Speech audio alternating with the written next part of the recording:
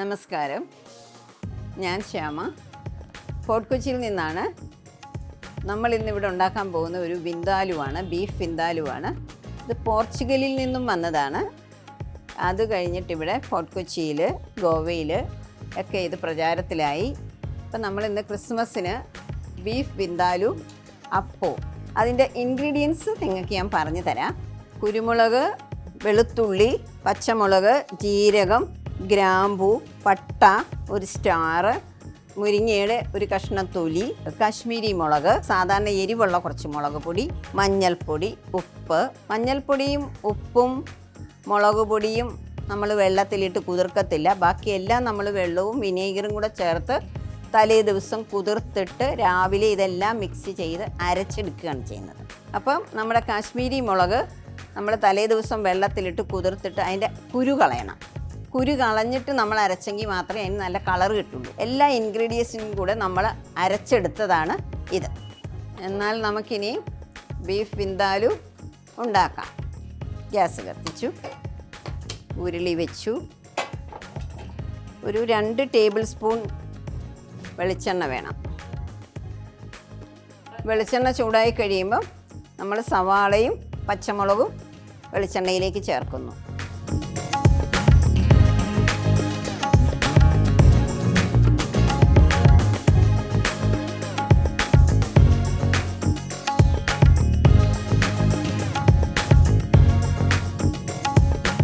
കൂടെ നമ്മൾ കുറച്ച് കരിവേപ്പിലയും കൂടി ഇട്ടു.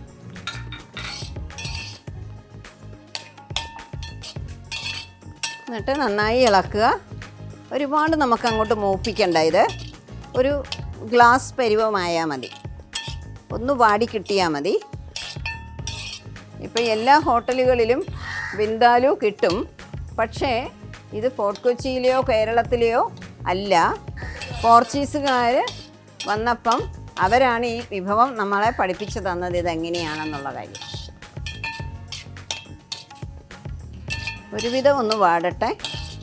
അത് കഴിഞ്ഞിട്ട് നമുക്ക് അരച്ച് വെച്ചിരിക്കുന്ന ബീഫ് വിന്താലുവിൻ്റെ അരപ്പ് നമുക്കിതിലിടാം.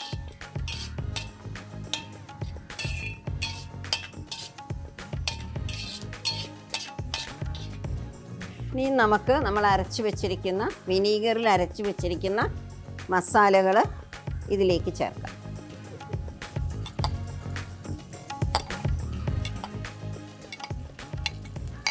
ഇത് നമ്മൾ വിനീഗറും വെള്ളവും കൂടെ മിക്സ് ചെയ്ത് തലേ ദിവസം കുതിർത്തിട്ട് അരച്ചെടുത്ത മസാലയാണ്. നല്ല മണം വരുന്നുണ്ട്. അതിനെ ഒന്ന് മൂക്കണം, ആ പച്ചമണം ഒന്ന് മാറണം.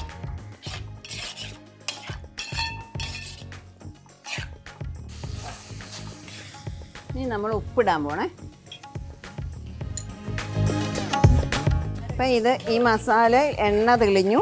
അപ്പോൾ നമ്മളിനി ബീഫ് ഇടാൻ പോകുവാണേ. ഇത് 1 കിലോ ബീഫാണ് നമ്മളിന്ന് വിന്താലു ഉണ്ടാക്കുന്നത്.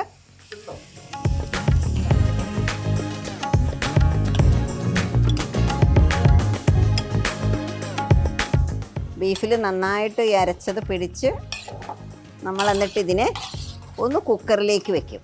ഉരുളിയിലിട്ടാണേലും നമുക്ക് വേവിക്കാം. പക്ഷെ കുക്കറിലാകുമ്പം കുറച്ചുകൂടെ നന്നായിട്ട് വെന്തും കിട്ടും. നമ്മുടെ ബീഫിന് നല്ല കളറുണ്ട്, നല്ല ചുമപ്പ് കളറുണ്ട്.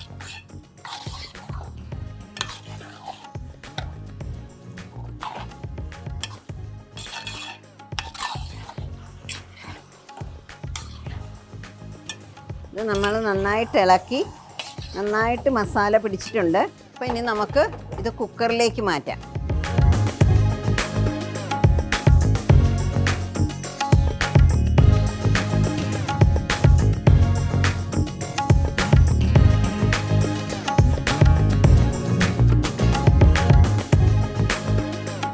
ഒത്തിരി വെള്ളം നമുക്ക് ഈ ഉരുളിയിലേക്ക് ഒഴിച്ചിട്ട്, അപ്പോൾ അത് ചൂടായിട്ടിരിക്കും വെള്ളം. 1/2 ഗ്ലാസ് വെള്ളം നമ്മൾ കുക്കറിലേക്ക് ഒഴിക്കാൻ പോകുക.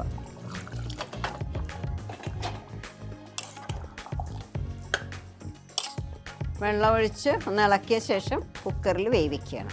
ഇനി നമുക്കൊരു 3 വിസിലടിക്കുന്നത് വരെ വെയിറ്റ് ചെയ്യാം. അപ്പം ഈ വിന്താലു എന്തിൻ്റെ കൂടെയൊക്കെയാണ് കഴിക്കുന്നതെന്നുള്ളത് നമുക്ക് ചപ്പാത്തിയുടെ കൂടെ കഴിക്കാം, ചോറിൻ്റെ കൂടെ കഴിക്കാം, ബ്രെഡിൻ്റെ കൂടെ കഴിക്കാം. സാധാരണ എല്ലാവരും എല്ലാത്തിൻ്റെയും കൂടെ കഴിക്കും. പക്ഷേ ഇത് പിറ്റേ ദിവസം എടുക്കുന്നതാണ് ടേസ്റ്റ് കൂടുതലെന്ന് പറയും. 3 വിസിൽ വന്നു കഴിഞ്ഞ് കഴിഞ്ഞാൽ നമുക്കിത് ഓഫ് ചെയ്യാം, ഗ്യാസ് ഓഫ് ചെയ്യാം.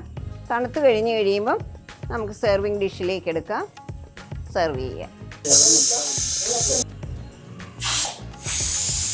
ഓക്കെ, 3ാമത്തെ വിസിലും വന്നു. അപ്പോൾ നമുക്കിനി ഗ്യാസ് ഓഫ് ചെയ്യാം.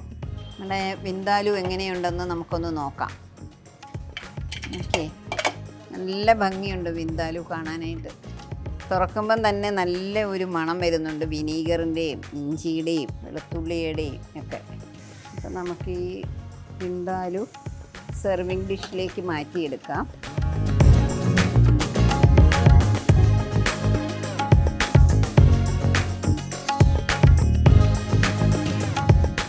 ഇനി നമ്മുടെ വിന്താലു റെഡിയായി.